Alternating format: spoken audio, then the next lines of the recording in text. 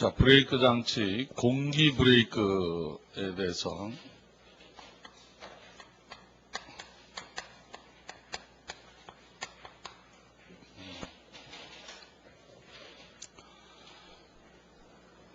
자, 지금까지 사용되고 있는 브레이크는 결과적으로 운동 에너지를 열 에너지로 바꾸는, 즉 마찰에 위한 브레이크거든요. 그래서 자, 우리가 마찰을 보게 되면은 우선 열이라는 것을 생각할 수가 있습니다. 그래서 이 열이 발생하는 곳에서 우리는 유압식의 브레이크를 사용할 때 유압식에 사용하고 있는 액체라는 브레이크 액이 되겠지. 이 액체에 열이 전달이 되면은 이 액체는 끓기 시작합니다. 이렇게 끓는 점의 온도 B점 이상이 됐을 때는 이제 뭐가 생기냐면 기포라는 것이, 즉 기체, 자, 이렇게 기포 끓게 돼서 이 기포가 모여서 결국은 기체가 되는데, 이 기체는 외부의 충격을 전부 흡수합니다. 외부의 충격을. 그래서 마스터 실린더에서 유압을 발생을 시켜서 제동장치의 휴를 확장시켜 줘야 되는데, 이 기체가 흡수를 하기 때문에 더 이상의 전달이 안 됩니다. 그래서 이런 현상을 우리는 증기에 의해서 어떤 계통이 폐쇄된다 그래서 증기 폐쇄 현상, 즉 베이퍼럭 현상 이렇게 얘기를 합니다. 그런데 자, 대형 차일 경우에는 일반적으로 우리가 제동력을 계산하기 위해서는 하중이라는 걸 무시할 수가 없습니다. 그래서 그 하중이 큰 자동차에 관해서 제동을 하기 위해서는 결국은 마찰이 일어나는 면적을 크게 할 수밖에 없는데, 물론 마찰을 일으키는 면에 열을 방출할 수 있는 능력을 확대시키면 되겠는데 그거는 한계가 있습니다. 거기다 물을 설치해서 순행식을 할 수도 없고, 그래서 이렇게 마찰면이 넓은 대형에서는 이 베이퍼럭 현상, 즉 증기에 의해서 계통이 폐쇄되는 현상 때문에 유압식 브레이크를 사용을 하지 못하죠. 그래서 대형 차량에 주로 사용하는 게 공기 브레이크인데, 이 공기 브레이크는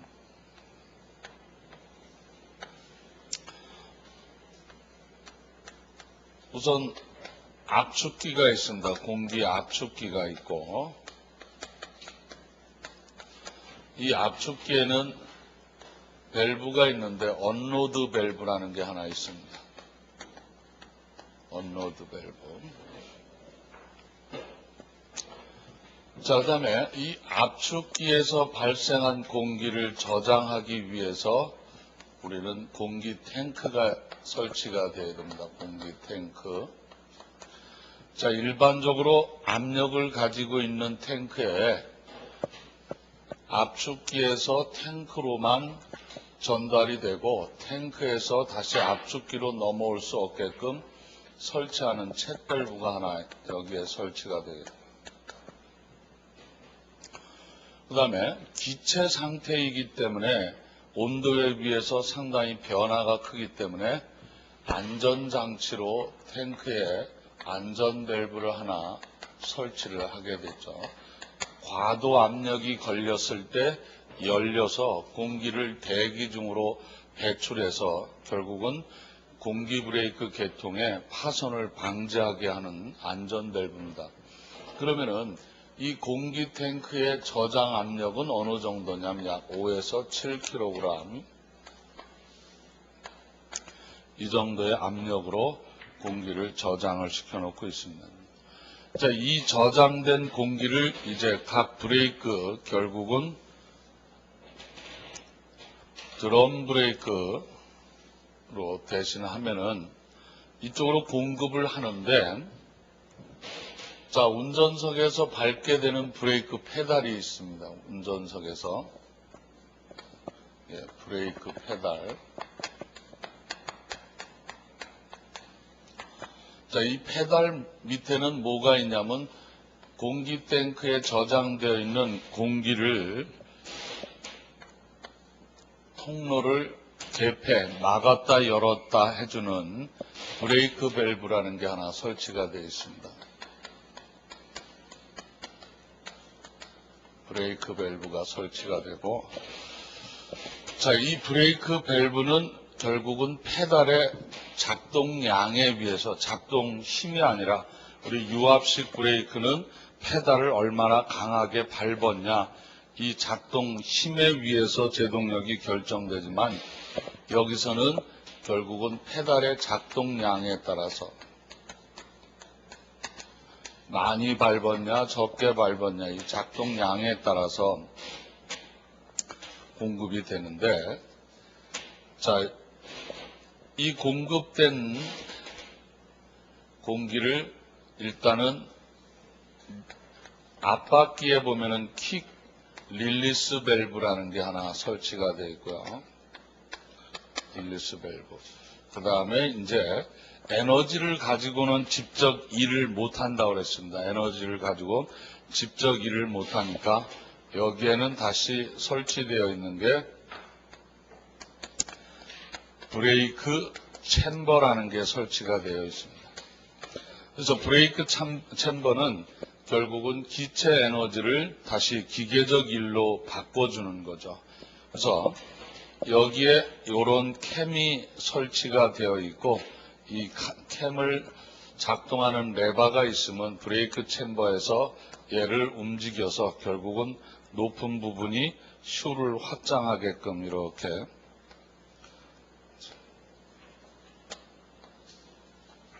나머지는 뭐 드럼 브레이크랑 다 똑같게 되어 있습니다. 드럼 브레이크랑 똑같은 상태로 되어 있으니까 슈 연결 스프링, 슈 리턴 스프링, 슈를 확장하고 하는 역할을 하는 게 공기 브레이크에서는 캠이다.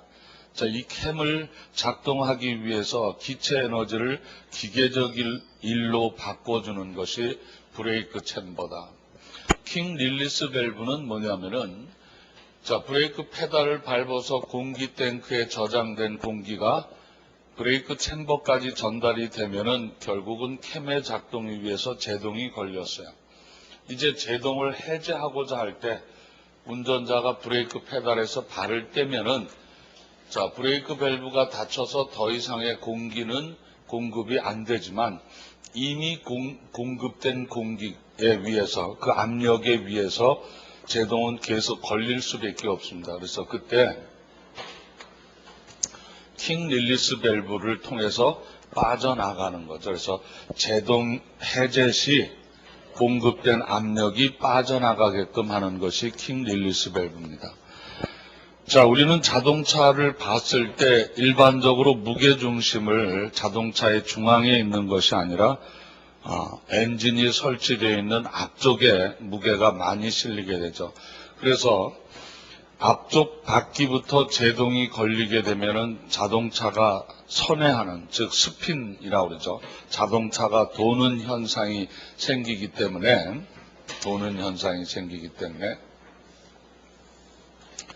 뒷바퀴 쪽에는 마찬가지로 무슨 밸브가 릴레이 밸브라고도 하고, 릴레이 밸브, 그 다음에 조금 지연시킨다 해서 딜레이 밸브라고도 하고, 여기에도 마찬가지로 브레이크 챔버가 설치가 되어 있습니다.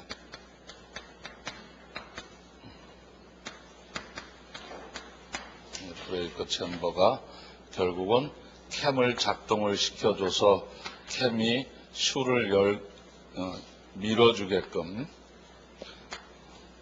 확장하게끔 하는 이런 방식이 공기 브레이크입니다. 그래서 얘는 사용하는 자체가 기체이기 때문에 뭐 베이퍼럭 현상이 생길 염려가 없겠죠. 그래서 대형차에 주로 쓰이는 것이 바로 공기 브레이크가 되겠습니다. 공기 브레이크. 자, 근데 이 공기 브레이크에는 또 뭐가 하나 설치가 되어 있냐면은 압력 조정기라는 게 하나 계통에 설치가 되어 있습니다. 이렇게 압력 조정기. 즉 압력 조정기에 설치된 조정된 압력에 의해서 열리고 닫히고 하는 게 언로드 밸브입니다. 그래서 예를 들어서 압력 조절기가 8kg다 이렇게 설정을 해 놓으면은 그 8kg 이상이 되면 일단은 컴프레서의 업로드 밸브가 열려서 압축된 공기가 탱크로 가는 것이 아니라 압력이 없는 대기 중으로 빠져나가면서 계통 내의 압력을 일정해주게 해주는 이런 기능입니다. 이게 전체 공기 브레이크예요. 공기 브레이크는. 자, 이 공기 브레이크는 일단 구조가 복잡한 게 문제가 되는 거죠. 그 다음에 탱크에 우리는 대기 중에 공기를 빨아서 압축을 시켜가지고 저장을 하기 때문에 항상 수분이라는 게 물이라는, 그래서 수시로 물빼기 작업을 해줘야 되고 구조가 복잡하다는 문제점을 가지고 있습니다. 그래서 일반적으로 소형차에는 안 쓰이고 대형차에 쓰이는 밸브가 공기 브레이크가 공기 브레이크입니다. 그래서 킹 릴리스 밸브 그러면 앞바퀴에 공급된 에어가 대기로 배출되게 하는 역할을 하는 거고, 릴레이 밸브 그러면은 뒷바퀴의 제동이 앞바퀴보다 먼저 걸리지 않게끔 조금 지연을 해서 우선은 앞바퀴에 제동하고 뒷바퀴의 제동이 시간을 두고 브레이크가 걸릴 수 있게끔 이렇게 장치가 되어 있는 게 공기 브레이크의 릴레이 밸브라고도 하고 딜레이 밸브라고도 하고, 그래서 이 공기 브레이크의 간계에서는 가끔 이런 식의 브레이크 챔버의 기능은 쉽게 얘기하면 기체 에너지를 기계적 일로 바꿔서 기계적 작동에 위해서 브레이크 슈를 확장시켜주는 역할을 하는 게 뭐냐 그러면 브레이크 챔버고, 자, 여기서 제동력은 결국은 조정된 압력에 의해서 제동력이 생기는 건데, 제동력은 그래서 압력 조정기에 관계되는 내용. 그 다음에 여기서 공기 탱크에 저장된 것은 결국은 브레이크 밸브를 통해 가지고 운전자가 브레이크 페달을 밟는 양에 따라서 공급이 되는 이런 브레이크를 우리가 공기 브레이크라고 합니다. 공기 브레이크. 자, 이제 브레이크 중에 ABS라는 게 있습니다. ABS.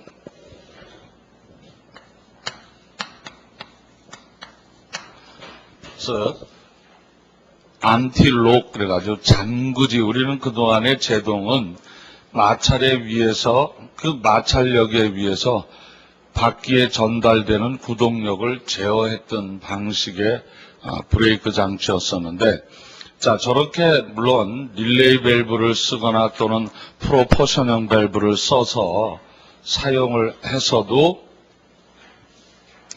차가 선회하는 것까지는 나름대로 방지를 했어도 그것도 한계가 있죠. 한계가 있고, 그 다음에 가장 중요한 것은 자동차의 관성에 의해서 자동차가 가지고 있던 하중에 달리던 관성에 의해서 지금 제동력으로는 정지를 시킬 수 있는 방법은 없습니다. 그렇기 때문에 정지가 안 되기 때문에 미끄러짐이 생길 수밖에 없습니다. 자, 이 자동차의 무게에 의해서 관성이 적게 생기면은 바퀴를 잠그게 되면은 바로 정지를 할 수밖에 없는데, 제동 능력이라는 게 그 범위 아래이기 때문에 자동차의 하중과 관성에 의해서 바퀴를 잠그게 되면은 미끄러짐이 생길 수밖에 없습니다. 그래서 이 미끄러짐이 생긴다는 소리는 결국은 달리던 어떤 관성에 의해서 미끄러짐이 생기니까, 자, 미끄러졌다 이 소리는 운전자가 방향을 조정할 수 없다 이 소리죠. 자기 힘에 의해서 미끄러져 나가니까. 그래서 조정성을 확보할 수가 없다 이 소리입니다. 그러니까 조정성을 확보할 수 없다는 소리는 운전자가 요구하는 방향으로 주행할 수 없다. 결국 방향성을 확보를 못한다 이 소리입니다. 그러면 방향성이 확보가 안 되면은 지금 차가 낭떠러지로 가고 있어도 내 나름대로 반대 방향으로 이 방향성을 확보를 못하니까 결국은 낭떠러지로 떨어질 수밖에 없죠. 그래서 안전성도 확보를 못한다. 자, 이렇게 미끄러지면은 결국은 제동거리가 길어질 수밖에 없다. 이런 문제 때문에 최종적으로 나온 브레이크가 이제 ABS 브레이크입니다. 물론 앞으로 더 신기술이 나올 수 있는 게 있는지 모르겠지만, 그래서 안티록 브레이크 시스템, 그래서 바퀴를 잠그지 않는 제동 장치 이렇게 얘기를 합니다. 그래서 바퀴를 잠그지 않는 목적은 결국은 미끄러짐이 생기기 때문에, 미끄러짐이 생기면 조금 전에 네 가지를 얘기한 방향성이나 조정성이나 안전성이나 제동거리가 길어지는 이런 문제 때문에 바퀴를 잠그지 않는 브레이크 시스템이 나왔습니다. 그래서 우리가 ABS 목적을 보면은 지금 얘기했던 방향성을 확보를 한다. 그 다음에 안정성을, 그 다음에 결국 방향성은 내가 운전자가 조정하는 대로 방향이 잡히지 않은 거니까 결국은 조정성을 하면서 또 한 가지가 최소 제동거리죠. 제동거리를 최소화하겠다. 이게 바로 ABS 목적이 되겠. 자, 그러면 방향성을 확보하고 안전성, 조정성, 최소 제동거리를 확보하기 위해서는 미끄러짐이 없어야 돼요. 바퀴 미끄러짐. 자, 바퀴가 미끄러짐이 없으려고 그러면 결국은 뭐 해야 되냐면 바퀴가 회전해야 된다는 소리입니다. 회전. 그런데 여기도 이 바퀴가 회전이라는 소리는 결국 보면 주행이 될 수가 있죠. 근데 여기서 전제 조건은 제동을 목적으로 한 바퀴가 돌아가더라도 결국은 차를 정지시키기 위한 제동을 목적으로 한 회전이 되겠죠. 그러면은 이 ABS 구성품이 어떤 것이냐 이거를 한번 생각을 해보세요. 자, 바퀴가 미끄러지는 이거는 바퀴의 회전이다. 그러면은 바퀴가 회전이 되는지 안 되는지 보기 위해서 무엇이 필요하겠냐 이거죠. 바퀴가 회전이 되는지 안 되는지 알기 위해서. 자, 바퀴가 회전 안 되면 잠긴 거고 바퀴가 회전이 되면 안 잠긴 거니까, 그래서 이 바퀴의 회전을 알 센서가 하나 필요한 게 이 바퀴의 속도가, 그래서 휠 스피드 센서 이렇게 얘기를 합니다. 자, 그러면 휠 스피드 센서에 의해서 지금 4개의 바퀴가 어떤 속도로 어떤 회전을 한다는 것을 감지를 했습니다. 감지를. 그러면은 설명을 하기, 이 4바퀴가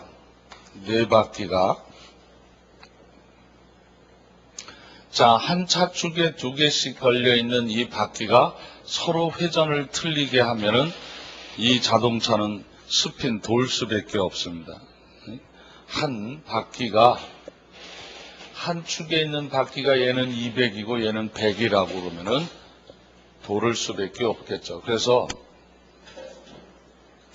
4바퀴에 휠 스피드 센서를 설치를 해가지고 바퀴의 회전수를 검출을 했습니다. 그러면은 이쪽에 A라는 바퀴하고 B라는 바퀴가, 자, A는 200이고 B는 100이다 이러면은 분명히 이 자동차는 돌 수밖에 없단 말이에요. 스핀이 생길 수밖에 없어요. 그러면은 우리가 이 바퀴를 제동을 하기 위해서는 결국은 여기서 첫 번째 생각할 게 우선 방향성을 확보하기 위해서는 이 두 바퀴의 회전을 같게 해줘야 돼요. 그러면 요게 적당한 회전이라 그러면 얘는 그대로 유지를 시켜주면 되겠고, 얘는 자 똑같은 압을 가해서 제동을 걸었는데 200회전이 걸린다. 그러면 얘는 압력을 조금 더 추가를 시켜줘야 되겠죠. 증압. 또 이쪽 바퀴는 A는 100이라고 회전을 하는데 B는 얘는 잠겨있다. 이렇게 회전을 전혀 안 한다. 그러면 이 바퀴에는 같은 압력으로 얘는 완전히 바퀴가 잠기게 되니까 이때는 공급된 압력을 좀 감해줘야 됩니다. 감압을 해줘야 되겠죠. 100이라는 회전이 적당하다 그러면은 그대로 유지를 시켜주면 되겠고, 자 이렇게 제동장치에 가해지는 압력을 증압, 유지 또는 감압을 시켜주는 무엇인가가 또 필요하겠죠. 무엇인가. 그래서 그거를 우리는 하이드롤릭 유닛 이렇게 얘기합니다. 유체를 컨트롤한다 그래서 하이드롤릭 유닛 이렇게 하는데, 이거를 뭐라고 하냐면 유압 모듈레이터 이렇게 얘기를 합니다. 유닛이라는 말하고 모듈이라는 말은 같이 많이 쓰입니다. 같은 뜻으로. 우리 대표적인 엔진 컴퓨터를 현대에선 일렉트로닉 컨트롤 유닛 이렇게 쓰는데, 대우에서는 정비 지침서를 보면 일렉트로닉 컨트롤 모듈 이렇게 쓰고 있습니다. 그래서 그 사전을 찾아보면 전부 다 기초 단위 뭐 이렇게 되어 있습니다. 그래서 유압 모듈레이터라고도 하고 하이드롤릭 유닛이라는, 자 그럼 하이드롤릭 유닛 즉 유압 모듈레이터에 비해서 감압, 유지, 증압은 해준다. 어쨌든 유압을 더 증압을 시키든 감압을 시키든 그대로 유지를 하든 이 장치가 나왔어요. 그러면은 얘를 어떤 바퀴는 증압을 하고 어떤 바퀴는 감압을 하고 어떤 바퀴는 그대로 유지를 하기 위해서 이걸 통제해주는 시스템이 있어야 돼요. 바퀴의 회전수를 검출하는 신호를 받아서 그 회전수를 통제해주기 위해서 작동을 시켜주는, 결국은 작동부는 유압 모듈레이터가 되겠죠. 그거를 우리는 그냥 컨트롤 유닛 이렇게 얘기합니다. 컨트롤 유닛. 즉 그러면 여기서 우리는 전자로 제어를 한다 이 소리는 입력이 있으면은 얘를 가지고 제어를 하죠. 또는 연산을 이렇게 얘기를 하는데, 하면은 결국은 이제 출력이 나가게 되는 이런 정해진 순서에 따라서 제어를 하는 제어의 기본이 되는 시퀀스 또는 순차 제어 이렇게 얘기를 하죠. 그러면 여기서 입력이 되는 경우는 결국은 휠 스피드 센서는 입력이 되는 거고, 그래서 바퀴에 이런 회전수 검출을 해서 주면은 연산, 컨트롤 유닛은 뭐가 되냐면 컴퓨터의 제어가 되겠고, 여기에서 200회전에는 증압을 시키고, 제로 회전에는 감압을 시키고, 100회전에는 그대로 유지를 시켜주기 위해서 출력을 내보내주는 거죠. 그러면 그 출력에 의해서 동작이 되는 게 결국은 하이드롤릭 유닛, 유압 모듈레이터 이렇게 되는 겁니다. 그래서 우리 그 ABS 브레이크 장치의 목적은 이런 거고, 그래서 결국 바퀴를 잠그지 않고 제동을 하기 위해서, 그래서 바퀴가 잠겼는지를 보기 위해서 휠 스피드 센서가 필요하게 되고, 자 잠겼을 때는 풀어줘야 되고, 그러니까 즉 감압을 시켜줘야 되고, 잠기지 않았을 때 또는 너무 빠른 속도로 회전했을 때는 증압을 시켜줘야 되고, 회전이 적당할 때는 유지를 시켜줘야 됩니다. 그래서 가끔 하이드롤릭 유닛의 기능은 그러면은 감압, 유지, 증압 이러고 보기에 뭐 차단 이렇게 나옵니다. 차단 기능은 없습니다. 얘가 할 수 있는 것은 감압을 시켜주든 그대로 유지를 시켜주든 압력을 더 증가시켜주는. 차단은 왜 안 되냐면 기본적으로 유압이 공급되는 것은 운전자가 마스터 실린더를 밟아서 발생한 압력이기 때문에 그것까지 안 생기게 할 수는 없다 이거죠. 그것까지는. 그래서 ABS 구성품에 대해서 이렇게. 자, 그럼 상당히 이 휠 스피드 센서는 일반적으로 우리 마그네틱 방식의 전기 신호를 일으키는, 즉 펄스 신호를 일으키는 방식입니다. 그래서 바퀴에 이런 휠에다가 이 돌기부를 뭐라고 하냐면 토닐이라고 합니다. 토닐. 일반적으로 0.2에서 약 1.0mm 정도의 차량에 따라서 조금씩은 틀리겠지만 요런 토닐의 개수를 가지고 있죠. 토닐의 개수를 물론 18개짜리에서 24개짜리 일정 간격으로 토닐이 설치가 되어 있습니다. 그 다음에 여기에는 이제 자석을 설치를 하는 거죠. 그렇게 되면은 이렇게 자석의 범위가 미치는 요 상태일 때는 기절력이 생기질 않겠죠. 기절력이. 자, 우리는 기절력, 전기의 힘을 일으키기 위해서는 뭐를 줘야 되냐면 자개의 변화를 줘야 되기 때문에 얘를 바퀴에 설치를 시켜서 회전을 시키게 되면은 자, 요 부분에 있을 때하고 요게 지나가서 이 빈 공간에 있게 되면은 자개가 미치질 않아서 이렇게 변화가 생기죠. 그럼 요 위치에서는 어떤 값이 없다가 전기의 힘을 일으켜서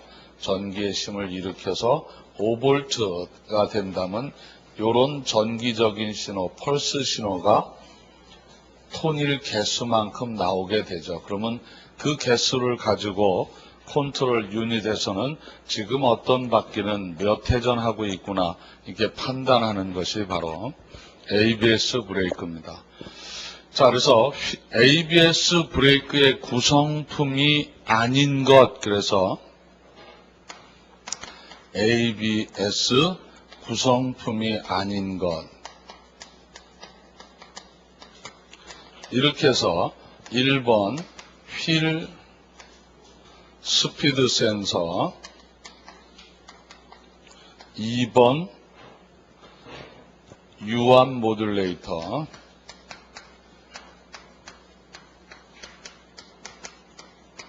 3번 P밸브 또는 프로 포셔닝 밸브 이렇게 얘기를 합니다. 그 다음에 4번 컨트롤 유닛,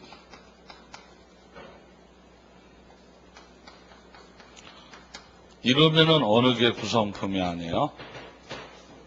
이러면 다음 중 ABS 구성품이 아닌 것, 그러면은 1번 휠 스피드 센서, 유압 모듈레이터, 컨트롤 유닛, P밸브 이렇게 돼 있을 때는 제가 저기다 안 써놨으니까 당연히 얘기했죠. 그쵸? 프로포셔닝 밸브.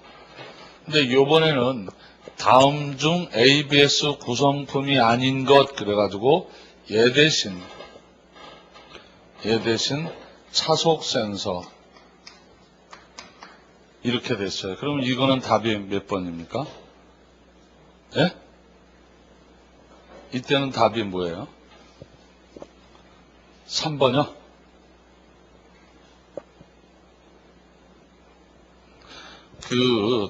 저랑 수업을 할 때는 저를 좀 신뢰를 해 주셔야 돼요. 일단은 제가 ABS 구성품이 이거다 그러면은 지금 여기서 답이 뭡니까? 그러면 이거는 아까 답이라고 그랬으니까 몰랐던 건데 이게 아까 없었던 이게 틀린 거. ABS 구성품에 지금 제가 안 써드렸으니까 답이 1번, 3번이 돼야 되겠죠. 지금 1번, 3번이.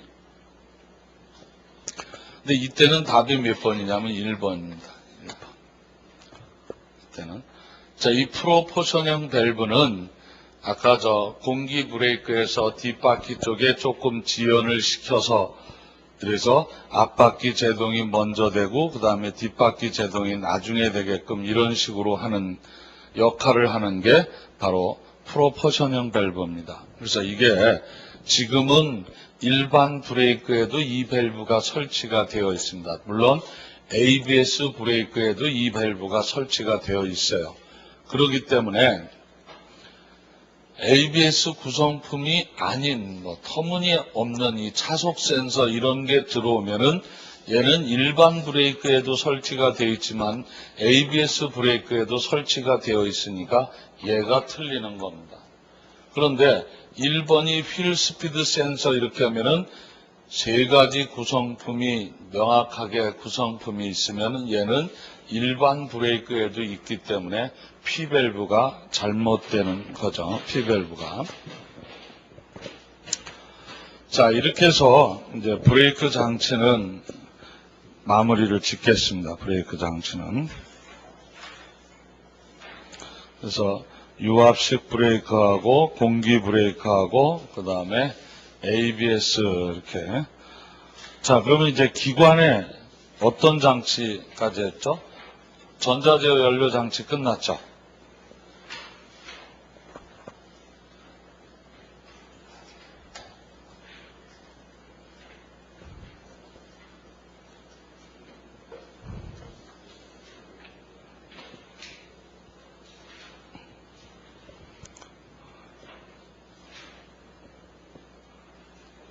기관 냉각 장치 했습니까? 네. 윤활 장치는요? 네. 그러면 이번에는 윤활 장치 하겠습니다. 이제.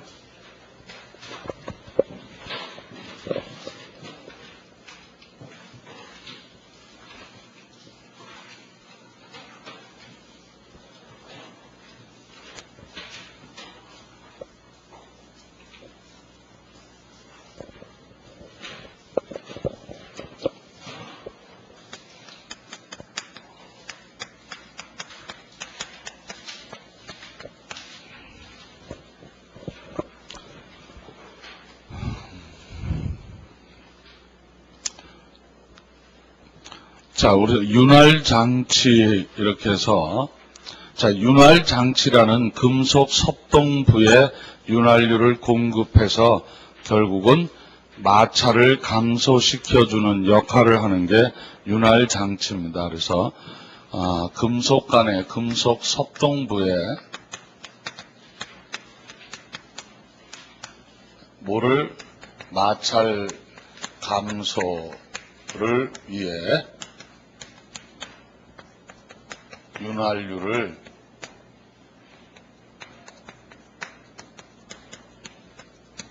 공급해주는 장치가 우리는 윤활 장치라고 그럽니다. 윤활 장치. 자, 그래서 일단은 윤활 장치에 우리가 첫 번째 생각할 게 윤활유가 됩니다. 첫 번째 생각할 게 윤활유.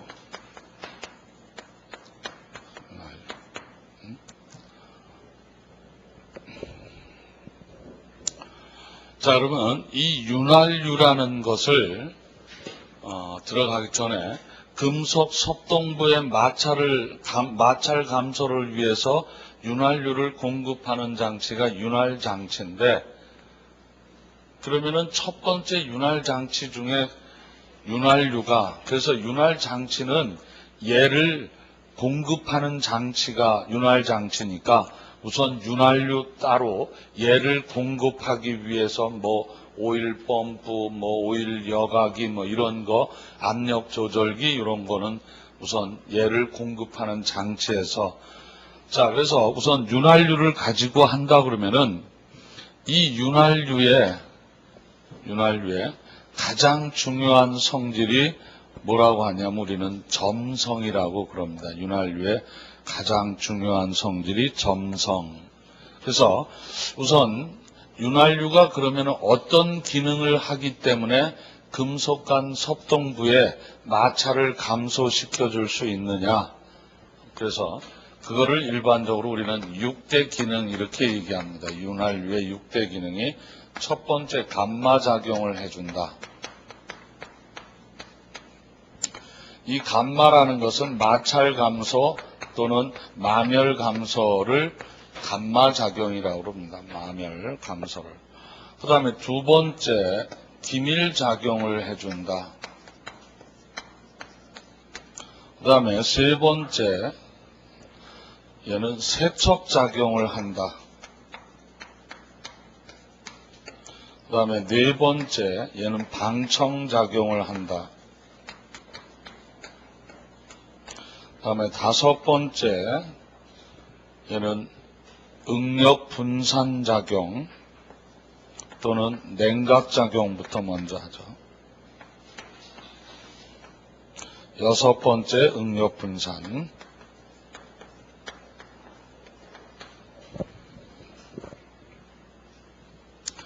자, 그러면 윤활유가 이 6개, 6대의 작용을 해주는데 우선 감마작용을 할 수 있는 거하고 기밀작용을 할 수 있는 거하고 그 다음에 응력분산작용을 할 수 있는 거. 자, 세척작용이라는 것은 나름대로 윤활유에다가 첨가제를 집어넣어서 세척 또는 방청 등을, 기본적으로 방청이라는 것은 결국은 녹슬지 않게 하는 게 방청작용인데, 자, 어떤 금속을 윤활유가 안전히 윤활유 속에 금속이 담겨 있다 그러면은 윤활유가 산소를 차단하기 때문에 부식이 안 되는 건데, 그 일부 윤활유 공급되는 부분에는 금속을 완전히 덮는 부분이 아니에요. 그 공기가 접촉을 할 수 있는데 방청작용을 한다. 그거는 윤활유에 포함되어 있는 첨가제의 기능 때문에 그러는 겁니다. 그래서 여기서 세척, 방청, 냉각작용은 얘가 액체니까 냉각작용이라고 하는 거는 자기보다 높은 온도에 얘를 낮은 온도를 공급을 하게 되면은 우리 자연의 법칙에서 온도는 높은 데서 낮은 데로 이동을 하기 때문에 결국 냉각작용이 되는 거죠. 근데 감마작용하고 기밀작용하고 응력분산작용은 무엇 때문에 할 수가 있냐면은, 그래서 감마, 기밀, 응력분산을 할 수 있는, 저 기능을 할 수 있는 거는 우리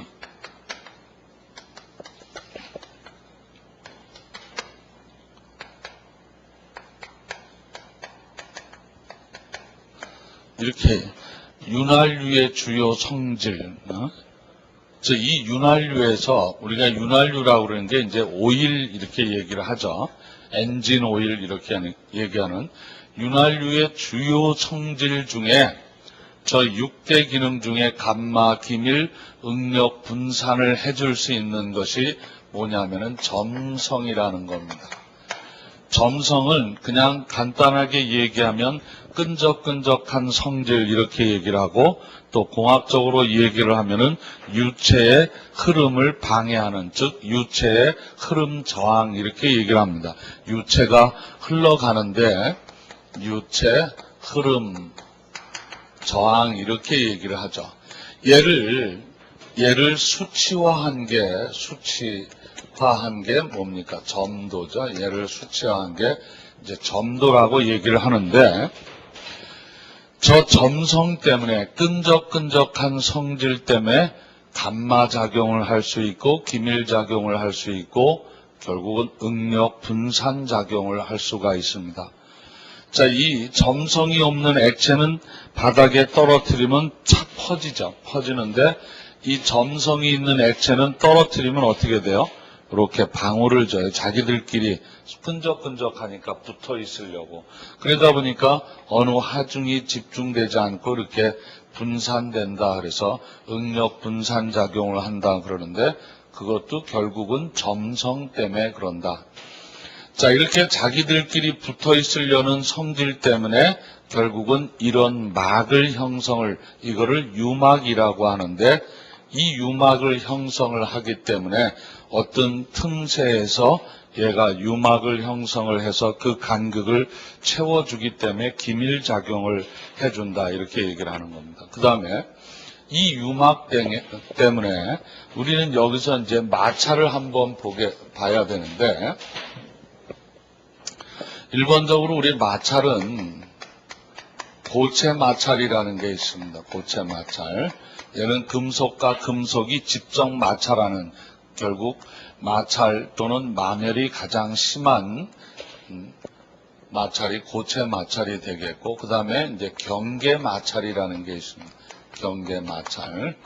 자, 얘는 금속과 금속 사이에 결국 윤활유를 공급해서 윤활유가 막을 형성을 해가지고 금속과 금속을 경계를 두었다는 이 경계 마찰.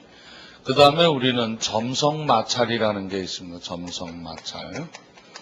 얘는 또는 안전이 젖어 있다 그래서 습식 마찰이라고도 하고, 유체, 마찰이 일어나는 건 금속이 아니고 금속 섭동부에 윤활유가 공급이 돼서 실제는 금속이 마찰되지 않고 유체가 마찰이 된다 그래서 유체 마찰, 점성 마찰을 습식 또는 유체 마찰 이렇게 얘기를 하는데,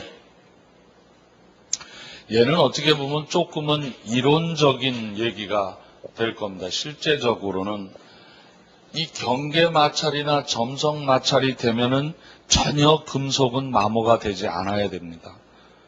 그러잖아요. 전혀 마모가.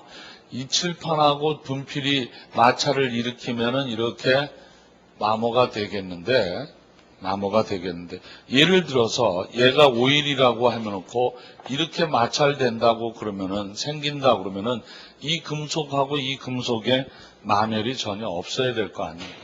근데 실제적으로는 마멸이 나타난다. 이 소리는 우리가 이론적인 어떤 마찰이라고 생각을 할 수가 있습니다. 물론 아주 정밀도를 요구하는 부분에서는 저런 마찰도, 그래서 지금은 일반적으로 경계 마찰에 또는 점성 마찰의 차이 이렇게만 간략하게 얘기하는 게, 경계는 그냥 윤활유를 공급을 해서 유막이 형성되는 정도, 점성 마찰은 아예 오일 속에서 담겨져 있어서 작동하는 이런 거를 습식 또는 점성 마찰 이렇게 하는데, 자, 금속 간의 섭동이 고체 마찰인데 여기에 윤활유를 공급을 해서 체하 경계 마찰.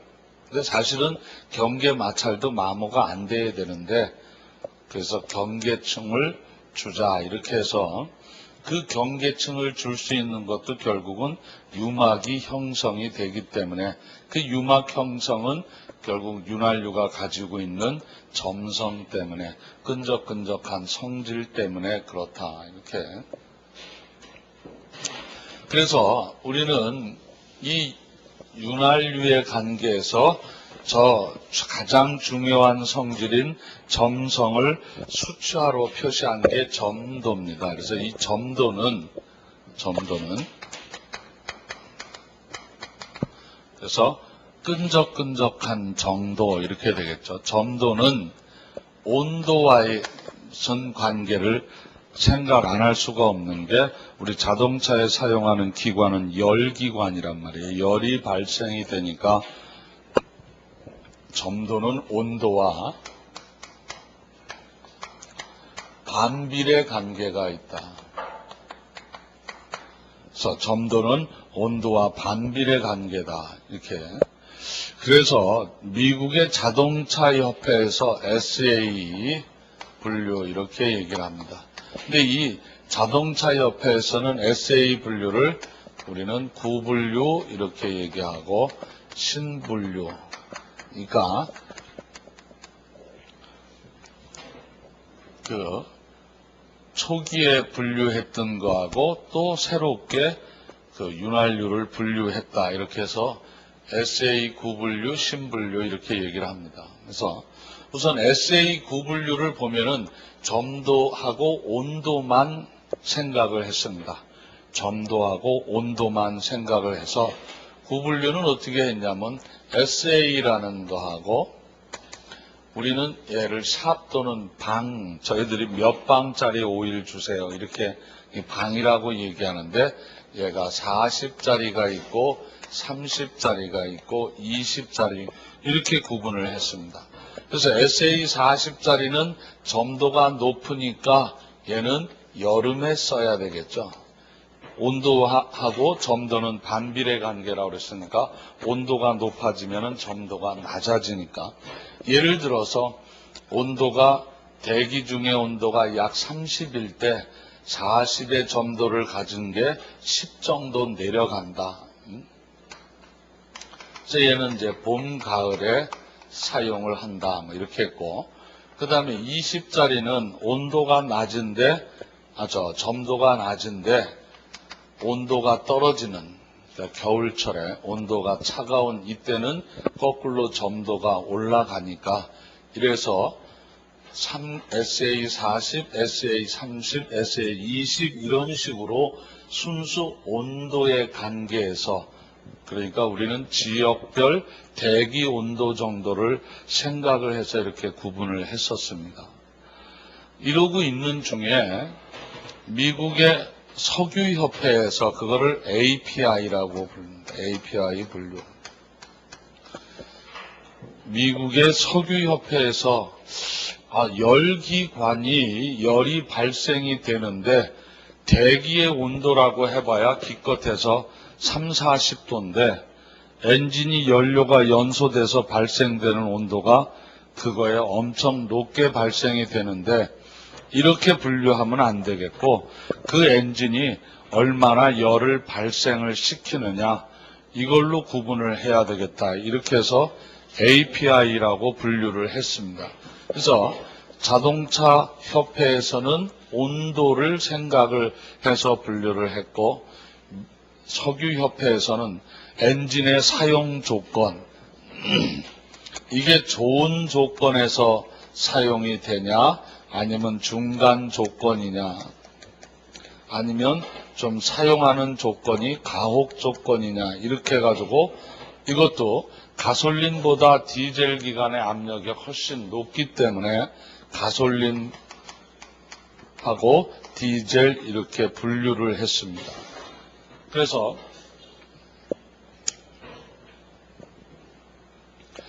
가솔린은 ml 또는 mm 또는 ms 이렇게 구분을 했고, 디젤은 dg 또 dm ds 이렇게 분류를 했습니다. 그러다 보니까 자동차 협회에서 보니까 이게 더 타당한 것 같거든요. 미국의 석유협회에서 분류한 게 더 타당한 것 같으니까 새로 분류한 겁니다.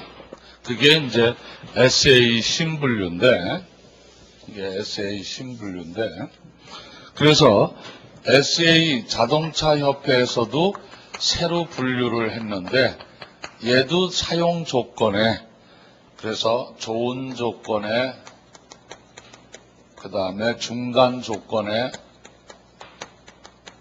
그 다음에 가혹 조건에 이렇게 구분을 했습니다. 가혹.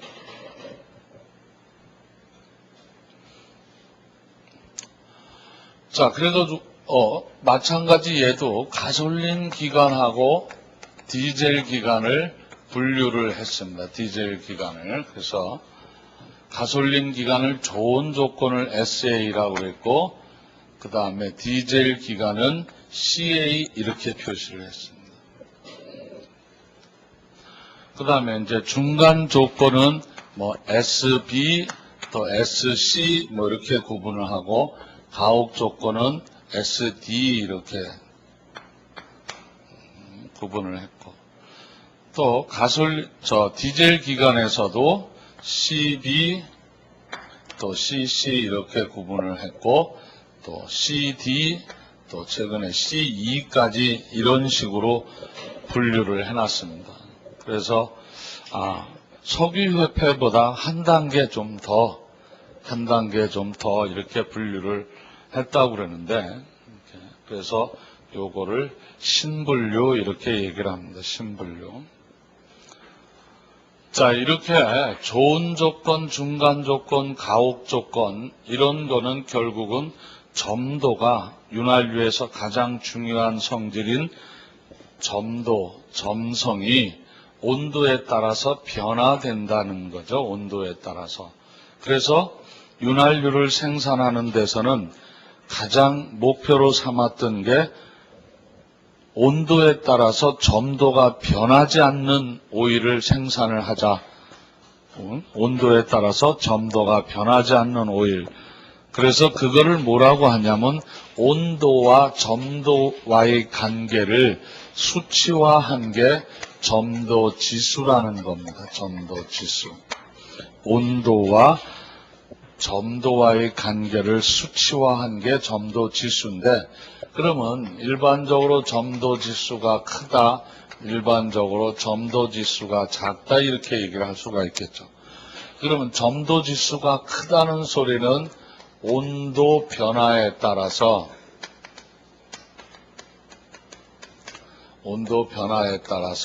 점도 변화가 작은 것, 이거를 점도지수가 크다 이렇게 얘기를 합니다. 온도 변화에 따라 점도 변화가 작은 것, 이게 점도지수가 크다 그러고, 그러면 점도지수가 작다라는 것은 온도 변화에 따라서 점도 변화가 큰 것, 이렇게 반대 뜻입니다. 얘는 온도 변화에 따라 점도 변화가 큰 것, 이렇게 얘기를 하는 겁니다. 온도 변화에 따라 점도 변화가 큰 것. 자, 윤활유의 관계에서는 요 정도만 하겠습니다. 그 구조 원리에 이런 분류까지 출제가 될 거라고는 생각을 안 하고요. 적어도 윤활 장치에서 그 윤활유, 얘가 가지고 있는 저 기능 때문에, 그러니까 언젠가 서울 쪽에도 윤활유에서 가장 중요한 성질이 뭐냐 이렇게 해서 점성이다, 이런 그래서 점성이 가장 중요하다. 그 다음에 윤활유의 6대 기능이 감마, 기밀, 세척, 방청, 냉각, 응력, 분산 작용 정도를 한다. 자, 그러면 이제 윤활 장치에서 이제 윤활유를, 지금 윤활 장치의 기능이 금속 간의 섭동부에 마찰을 감소시키기 위해서 윤활유를 공급을 해주는데, 그 윤활유 공급을 하는 게 바로 윤활 장치죠. 윤활 장치. 윤활유를 공급하는 게 윤활 장치니까, 그래서 윤활유 먼저 해드렸고, 이제 그러면 윤활 장치의 구성품을 보면은 우선은 펌프라는 거 하나 있어야 되겠죠. 그 다음에 여과기라는 거 하나 있어야 되고, 그 다음에 윤활유를 보관해 놓는, 저장해 놓는 탱크라는 게 하나 있어야 되겠죠. 그 탱크를 우리는 오일팬 이렇게 얘기를 합니다. 오일팬. 얘 있어야 되고, 오일팬. 자, 펌프를 가지고 공급을 하다 보면은 압이라는 거를 가지고 공급을 하니까 여기에는 압력 조절기가 하나 있어야 되겠고, 압력 조절기.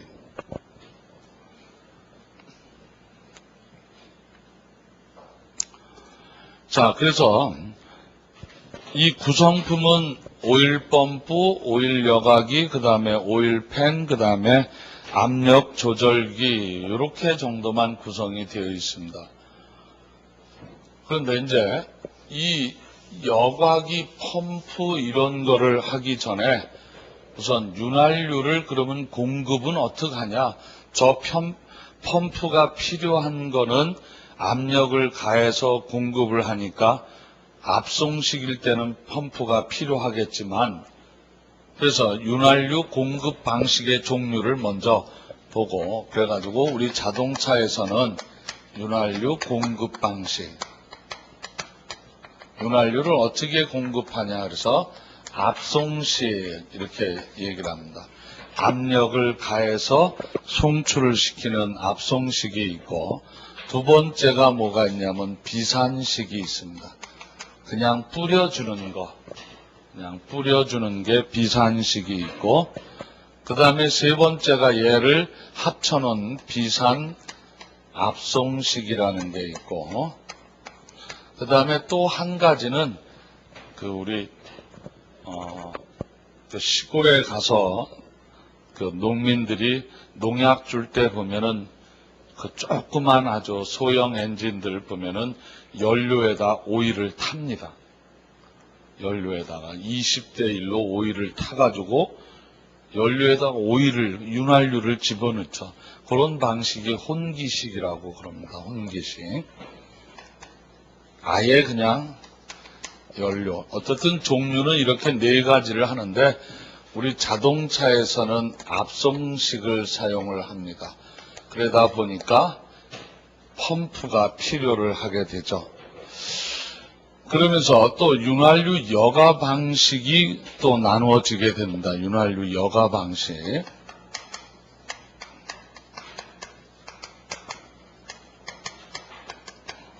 자, 이게 어떻게 보면은 지금은 이제 종류로 이렇게 나눠지게 됐지만 이게 보면은 결국은 개발하는 방법이에요. 개발하는 방법.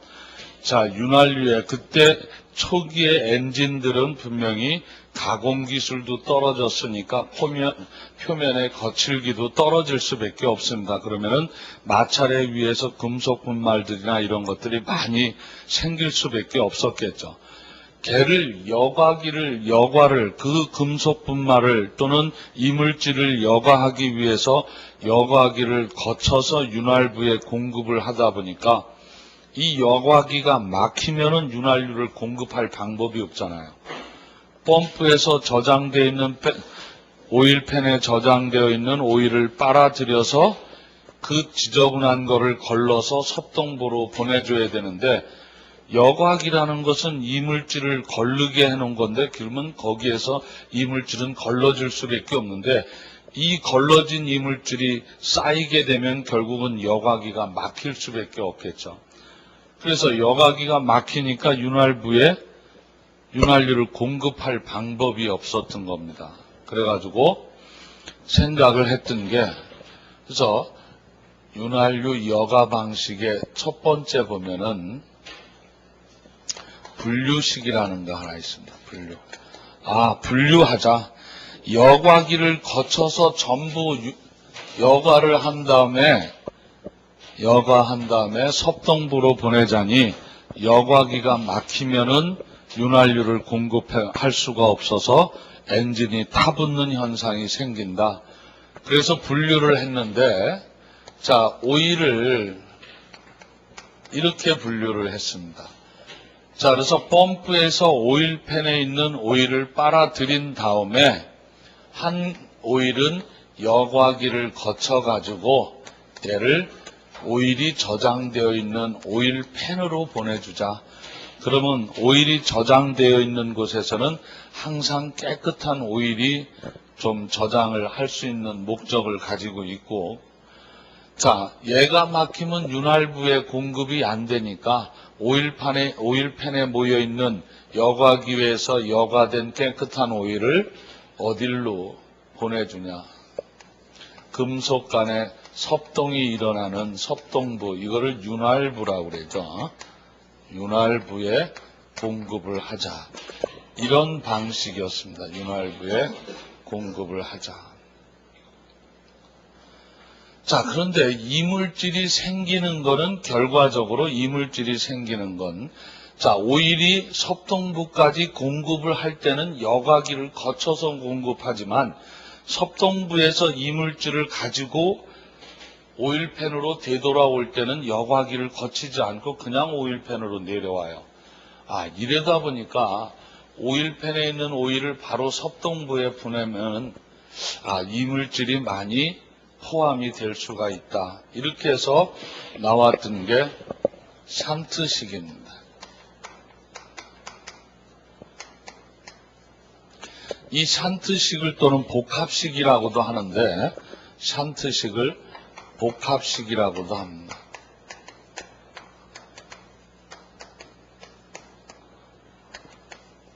복합식.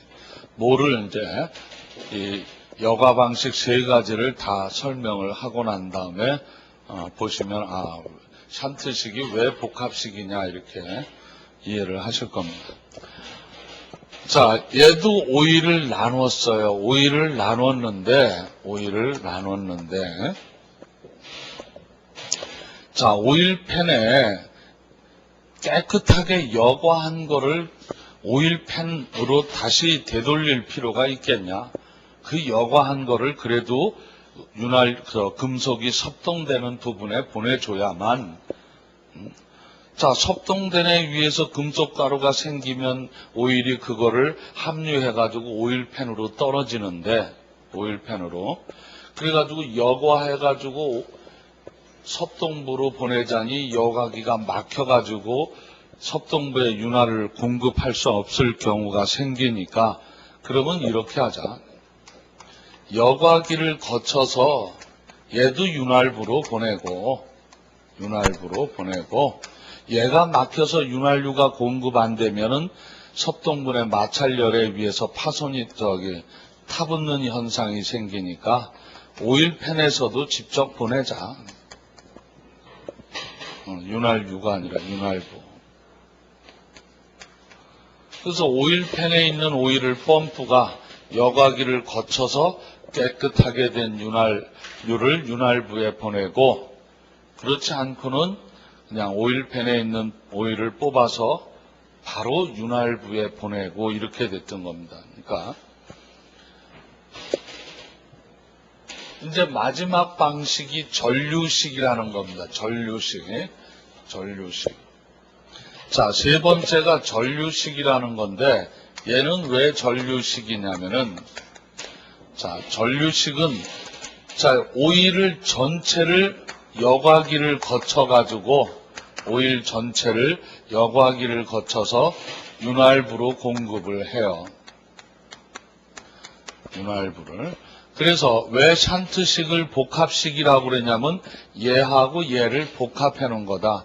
자, 얘의 여과기를 윤활부로 보내주는 방식하고 얘의 오일팬에 있는 거를 섭동부에 윤활부에 보냈던 분류식을 두 가지를 복합해 놨다. 그래서 이게 샨트식, 복합식 그러는데, 지금은 대부분 다 뭐를 쓰냐면 전류식을 쓰죠.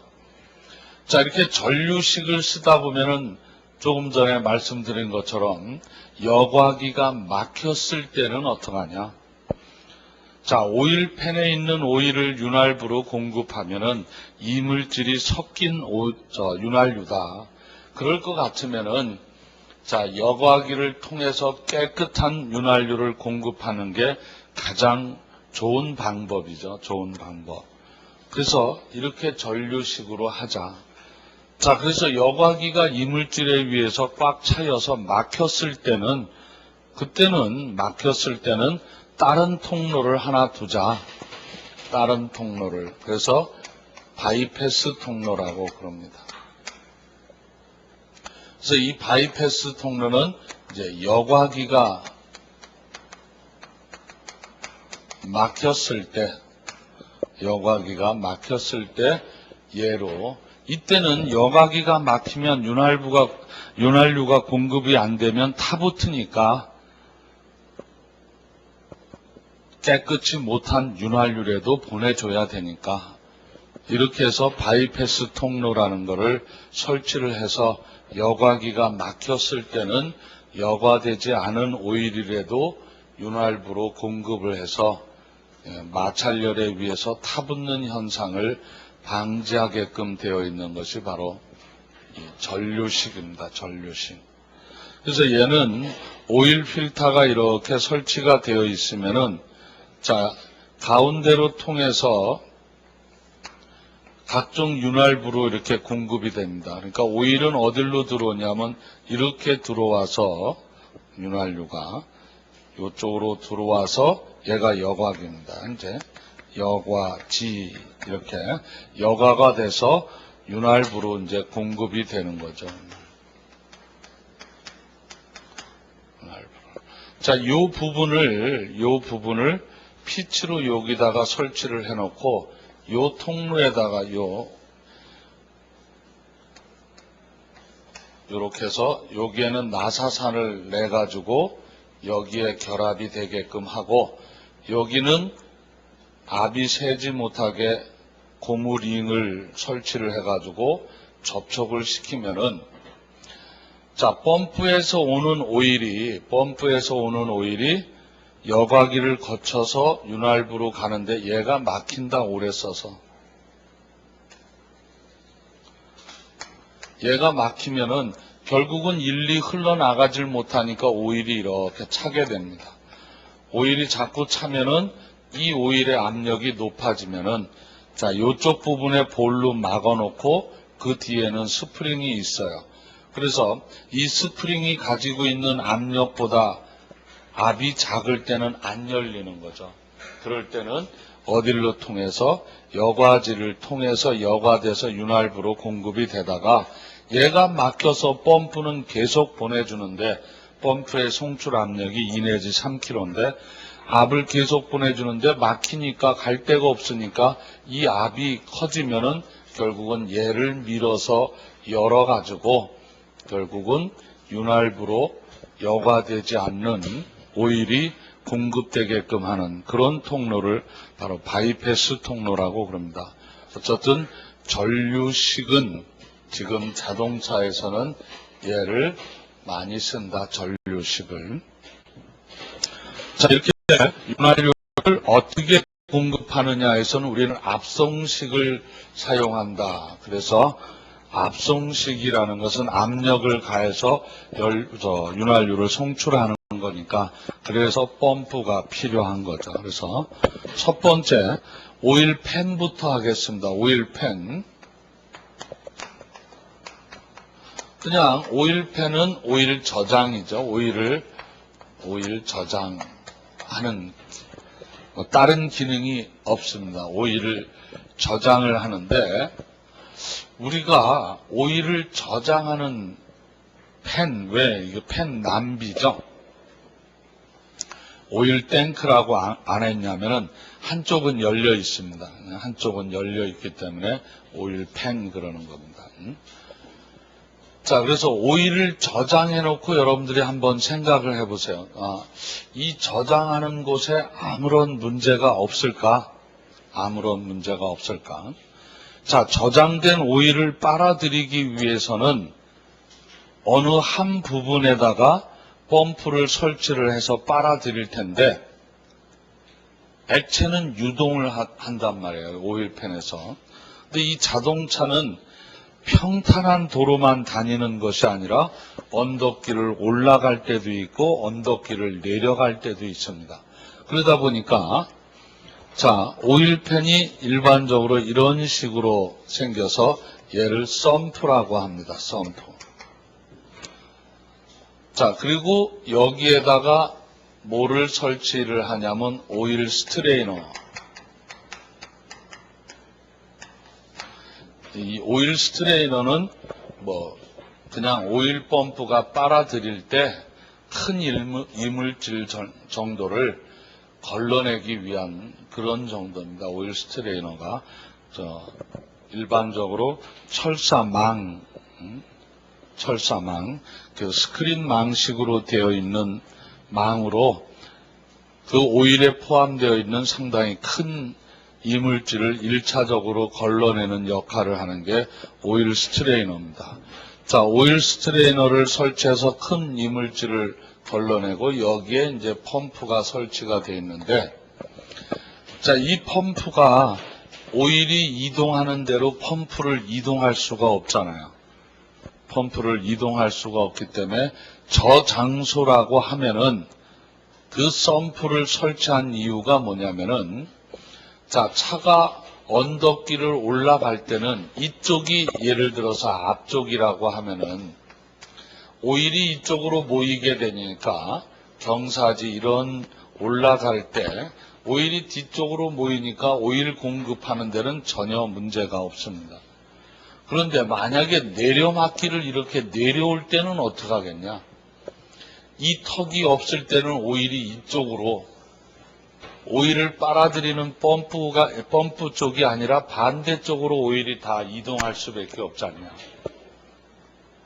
그래서 그 이동하는 거를 최대한 막자. 요만큼 턱을 주면은 요 턱진 만큼은 앞으로 못 갈 거 아니냐. 그래서 이 썸프라는 걸 이렇게 턱을 만들어 놓은 이유가 바로 내려막길 또는 오르막길 주행 시 윤활유가 한쪽으로 몰리는, 한쪽으로 이동되는 이것을 막기 위해서. 자, 그러면 이 썸프만 설치하면은 윤활유를 완전하게 공급을 할 수 있겠냐? 자, 우리가 자동차가 정지했다가 출발도 할 거고, 그런데 정지했다 출발할 때는 그렇게 급격한 출발을 안 하겠죠. 근데 운행을 하다 보면은 돌발이 생겼을 때는 엔진이 정지되는 정도의 제동을 걸어서라도 우선 차량을 정지를 시켜야 되니까 이 급제동할 때 보면은 차 안에 타 있는 윤활유라는 액체보다도 훨씬 비중이 큰 사람도 앞으로 쏠리는데 액체인 얘는 안 쏠리겠냐. 순간 앞으로 팍 넘어갈 거 아니냐. 자, 얘가 달리다 브레이크를 콱 밟았어요. 그러면 이 유체가 한꺼번에 그때는 푹 건너뛰는 거니까 얘가 있어봐야 소용이 없어요. 그래서 이 썸프만 가지고는 안 되겠다. 이 썸프는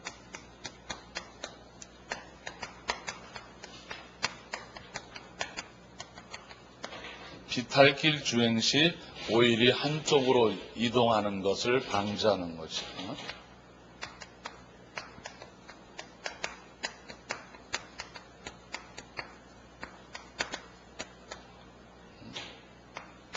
이렇게 얘기한다 그러면은, 그래서 이제 오일팬에다 설치를 해놓은 게 이런 칸막이를 설치를 했습니다. 딱 막아놓으면은 저쪽에 있는 오일이 2는 절대 못 오잖아요. 저쪽에 오는. 그래서 밑에는 오일이 왔다 갔다 할 수 있게끔 이게 칸막인데, 이거를 뭐라 그래? 베풀 이렇게 얘기죠. 칸막이. 그래서 오일팬에는 썸프하고 베풀이 설치가 되어 있다. 그래서 썸프는 비탈길 주행 시 오일이 한쪽으로 이동되는 것을 좀 방지하게 한 거고, 베풀은 얘는 급제동 시 오일 이동을 방지하는 역할을 하는 게 베풀입니다. 그러니까 얇은 철판으로 만든 오일팬에다가 저런 칸막이를 하나 설치해 놓으니까 오일팬의 기계적 강도, 즉 오일팬이 더 튼튼해졌다. 가운데 막아놨으니까요. 그래서 이 베풀의 기능을 보면은 급제동 시 오일이 급격하게 이동되는 것을 방지하는 역할도 하면서 오일팬의 기계적 강도를 크게 해주는 역할도 한다. 이렇게 되어 있습니다. 그래서 오일팬에는 썸프와 베풀이 있다. 오일팬. 자, 그래서 이제 오일 스트레이너는 아까 얘기했듯이 스크린망에 위에서 큰 이물질을 걸러내는 역할을 하는 겁니다. 자, 그러면 윤활유가 어떻게, 이제 우리는 전류식을 사용을 한다고 그랬는데, 펌프에 의해서 압송을 하는 압송식의 여과를 전체 여과기를 통해서 여과하는 전류식을 쓴다고 그러니까, 그 우리 윤활유가 공급되는 개통도를 한번 보죠. 자, 우선은 오일팬에 저장되어 있는 거를 일단 오일 스트레이너가, 자, 얘는 큰 이물질을 제거하는 역할을 한다. 큰 이물질을 제거한다. 자, 이렇게 해서 뭐가 이제 펌프가 빨아들여서 압송을 하죠. 압송을. 자, 그때 압력이 과도하게 올라가면은 윤활계통에 파손이 일어날 수 있으니까 그 압을 조절해주는 압력 조정기가 여기에 들어가겠죠. 그 다음에 이제 여과기를 거쳐서 어디로 가냐면은 전류식이라고 그랬으니까 윤활부로 이렇게 공급이 됩니다. 자, 윤활계통도가. 그래서 오일은 우리는 윤활유의 압력이 높아진다, 압력이 낮아진다 이렇게 얘기를 할 때 첫 번째 생각할 게 펌프 이전에서 막힘이 있냐, 펌프 이후에서 막힘이 있냐. 자, 펌프 이전에서 막히게 되면은 압력은 떨어지는 거죠. 펌프가 오일을 빨아들이지를 못하니까 펌프 이전에서 막히면은 압력이 떨어지는데 펌프 이후에서 막히면은, 그래서 여과기가 막힐 가능성이 가장 큰 곳이죠. 그래서 펌프하고 여과기 사이에 압력 조정기를 설치해 놓는 이유도 그렇습니다. 펌프 이후에 막히면, 펌프는 오일팬에서부터 오일을 계속 빨아들이는데 내보내주지를 못하니까 자꾸 오일이 차게 돼서 결국은 압력이 높아지는 겁니다. 그래서 이 오일 압력의 관계에서는 점도가 높을 때 압력이 높아지죠. 그 다음에 오일 펌프 이후에 막혔을 때 압력이 높아진다. 그러면 점도는 온도와의 관계가 있으니까 점도가 높아지는 온도가 언제냐? 겨울철. 그러니까 겨울철, 날씨가 차가울 때 압력이 높아지는 이런 관계가 있습니다. 그 다음에 얘가 공급되는 부분이 윤활부인데 이 윤활부에는 윤활간극이라는 게 있습니다. 즉 윤활유가 유막을 형성할 수 있게끔 간극을 주는데 우리 대표적으로 가장 큰 힘을 내고 돌아가는 부분이 크랑크 축인데 이 크랑크 축에도 0.02에서 0.07mm라는 윤활 간극을 둡니다. 얘가 축이 마모됐든 베어링이 마모됐든 윤활 간극이 커지면은 펌프에서 공급하는 오일 양은 똑같은 상태인데 면적이 커졌으니까 이때는 압력이 낮아지죠. 그러니까 윤활 간극이 커지면은 압력이 낮아지는 거죠. 근데 그 윤활 간극이 너무 작으면은 압력은 높겠지만 작으면 마찰에 의해서 타붙는 현상이 생길 겁니다. 그래서 그때는 유막 형성이나 그 다음에 그 유막의 두께, 오일 간극이 클 때, 작을 때 어떤 현상들이 생기느냐, 그거는 추가로 설명을 드릴 겁니다. 자, 그럼 이제 저런 식으로 윤활유가 공급이 되는데 우리는 압송식을 쓰기 때문에 이제 펌프라는 게 두 번째 필요를 한 겁니다. 두 번째. 그래서 우선 첫 번째 이 펌프에 얘는 송출 압력이 압을 가해주고 윤활유를 공급하니까 약 2 내지 3kg 정도의 압을 가지고 송출하는 펌프가 되겠습니다. 그래서 우리 펌프의 종류를 보면 우선 베인 펌프라는 게 있고 그 다음에 로터 펌프라는 게 있고 그 다음에 기어 펌프라는 게 있고 플런저 펌프라는 게 있습니다. 그 중에 가장 높은 효율과 높은 압력을 낼 수 있는 게 플런저 펌프인데 우리 윤활 장치에서는 플런저 펌프를 쓰지 않습니다. 얼마 전까지는 로터하고 기어 펌프를 썼는데 최근에 라노스 엔진 같은 경우에는 베인 펌프를 사용하고 있습니다. 베인 펌프를. 그래서 우선 종류를 보면은 첫 번째 베인 펌프라는 게 있습니다. 베인 펌프. 자, 이 베인 펌프는 원심력에 의해서 작용을 합니다. 일반적으로 펌프 바디가 이렇게 설치가 되어 있으면은 여기에 회전체가 있고 이 회전체에다가 홈을 파가지고 여기에다가 날개를 이렇게 집어넣습니다. 그래서 이 날개가 이 홈이 깊어가지고 평상시 회전하지 않을 때는 이 홈이 이렇게 깊어가지고 날개가 안전히 이렇게 들어와 있습니다. 들어와 있다가 엔진이 크랭킹 다면서 얘가 회전을 하게 되면은 그때 원심력에 의해서 튀어나와가지고 날개가 튀어나와가지고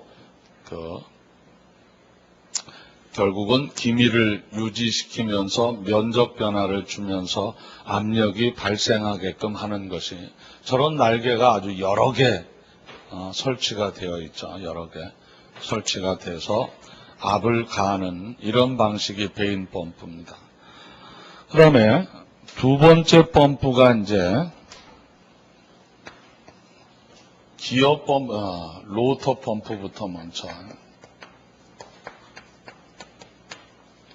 그 그림에 보시면 로터 펌프라는 게, 자, 돌기가 일반적으로 4개 또는 5개의 돌기를 가진 로터를 이용을 해가지고, 방식은 똑같습니다. 베인이든, 그래서 로터 펌프가 있고, 그 다음에 세 번째가 기어 펌프가 있는데, 이 기어 펌프는 기어가 외접이냐, 외접 기어식이냐, 내접 기어냐, 이렇게 두 가지로 나눠집니다. 자, 외접을 시키면 기어를 이렇게 바깥으로 접촉을 시키니까 펌프가 이렇게 커질 수밖에 없습니다. 그래서 내접은 크기를 작게 할 수 있는 방법으로 기어를 이런 식으로 안쪽으로 몰려놓는 거죠. 그래서 내접 기어 펌프가 있고, 그 다음에 이제 마지막에 플런저 펌프라는 게 있는데, 이건 이제 펌프의 종류에 해당되는 겁니다. 얼마 전까지는 이 두 개로 우리 자동차의 윤활 펌프를 사용이 됐던 겁니다. 그러니까 여기서 그냥 펌프의 종류 정도만 아시면 됩니다. 펌프의 종류 정도 아시고, 그 다음에 기어 펌프에는 외접, 내접. 자, 펌프의 송출 압력은 2 내지 3kg 정도다. 이렇게고. 자, 그 다음에 여과기는 일반적으로 윤활유의 이물질을 여과하는 겁니다. 그게 구조 원리상 그거를 복잡할 게 없고, 여과기는 그래서 간단하게 여과 능력이 100분의 1에서 100분의 3, 즉 0.01에서 0.03mm까지 미세한 그런 이물질을 여과할 수 있는 능력 정도만 가지고 있으면 됩니다. 이렇게. 물론 이 오일 여과기에서 여과 지식이냐, 여과 포식이냐, 여과 망식이냐, 또 여과지가 아예 그냥 건조되어 있느냐, 건식이냐, 오일에 젖어 있냐, 이래가지고 습식이냐, 이렇게 여러 가지로 분류하는데, 아마 구조 원리상에 그거는 큰 필요가 없을 것 같고, 여러분들이 그냥 여과기는 오일의 이물질을 걸러내는 건데, 그 여과 능력이 100분의 1에서 100분의 3mm까지 여과할 수 있는 능력을 가지고 있으면 된다. 이렇게. 그 다음에 이제 압력 조정기인데, 조금 쉬었다가 압력 조정기부터 하겠습니다.